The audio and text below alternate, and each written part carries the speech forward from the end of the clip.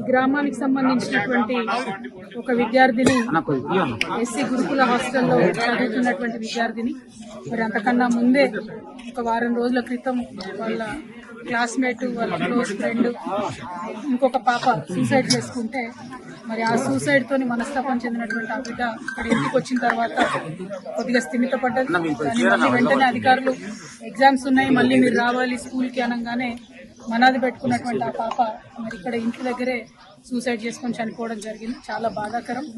ఇటువంటి సంఘటనే గత 2 వారాల క్రితం భువనగిరిలో బీసీ హాస్టల్లో 2 ఆడపిల్లలు సూసైడ్ చేసుకోవడం చనిపోవడం జరిగింది.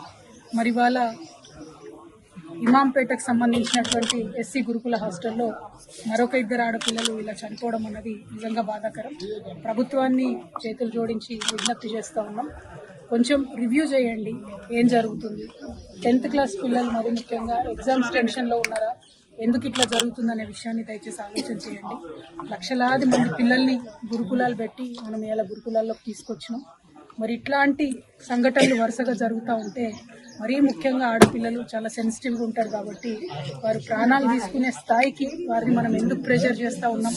మరి గురుకులాల్లో ఏదైనా సిలబస్ బాగాలేదా, లేకపోతే కౌన్సిలర్స్ సంఖ్య తక్కువ ఉందా, లేకపోతే ఇంకేమైనా సౌకర్యాల వల్ల ఇబ్బంది ఉందా, ఇంకేదైనా రకమైన ఒత్తిడి ఉందా. దయచేసి ప్రభుత్వం ఇప్పుడు విద్యాశాఖకు సంబంధించి ప్రస్తుతం మంత్రివర్యులు లేరు కాబట్టి గౌరవ ముఖ్యమంత్రి వర్యులు ఒక్కసారి రివ్యూ చేసుకుంటే బాగుంటుందేమో. ఆడపిల్లల అంశం సెన్సిటివ్ అంశం, పైగా ఇప్పుడు ఎగ్జామ్స్ వచ్చేటటువంటి టైం కాబట్టి అన్ని సోషల్ వెల్ఫేర్ హాస్టల్స్ కూడా ఒకసారి రివ్యూ చేసుకొని కౌన్సిలర్స్ని పటిష్టంగా పెట్టి పరీక్షల్లో అత్యధిక ఉత్తీర్ణత శాతం సాధించే విధంగా విద్యార్థుల మీద ఉన్న మానసిక ఒత్తిడిని తొలగించే విధంగా ఉండాలని చెప్పి కోరుతా ఉన్నాను.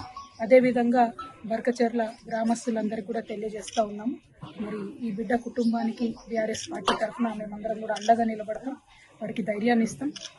అనాథగా మిగిలిపోయినటువంటి వారి తల్లిగారికి మేమందరం కూడా మనస్ఫూర్తిగా అండగా ఉంటామని తెలియజేస్తూ వారి కుటుంబానికి బర్కచెర్ల గ్రామస్తులందరికీ కూడా తీవ్ర సంతాపాన్ని తెలియజేస్తూ మరొకసారి ప్రభుత్వాన్ని రిక్వెస్ట్ చేస్తూ ఉన్నాం. ఇది డిమాండ్ కాదు, పరీక్షల సమయం, పిల్లలందరూ కూడా ఒత్తిడిలో ఉండేటటువంటి సమయం.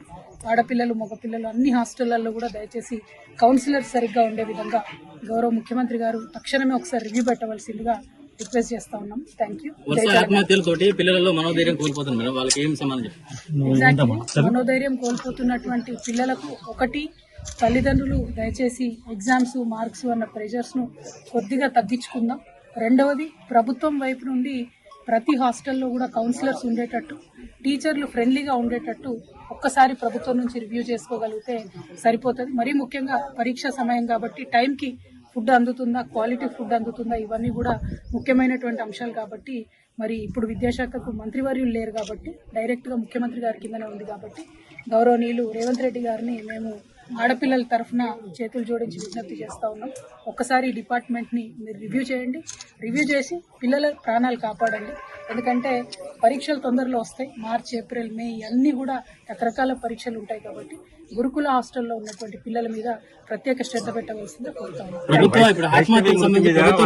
కొన్ని అనుమానాలు వ్యక్తం చేశారు మేడం, చనిపోయి 10 రోజులు అవుతుంది, ఇప్పటివరకు కూడా ఏం కంక్లూజన్ తీసుకురాలేదు పోలీసు వాళ్ళు. ఇక్కడ అదే జరిగింది బ్రదర్, ఇప్పుడు వైష్ణవి పాపం వృత్తిలో కూడా అదే జరిగింది. పేర్లు చెప్పడం ఇష్టం లేక నేను పేర్లు చెప్తలేను.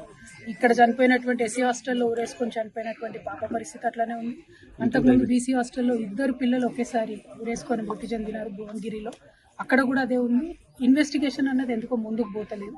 శ్రద్ధ పెట్టవలసిందిగా మాత్రం ఇన్వెస్టిగేషన్ విషయంలో ప్రభుత్వాన్ని డిమాండ్ చేస్తూ ఉన్నాం. ఎందుకంటే భువనగిరి హాస్టల్లో ఆటో వాళ్ళు వీళ్ళందరికీ కూడా ఎంట్రన్స్ ఉండేదని చెప్తా ఉన్నారు.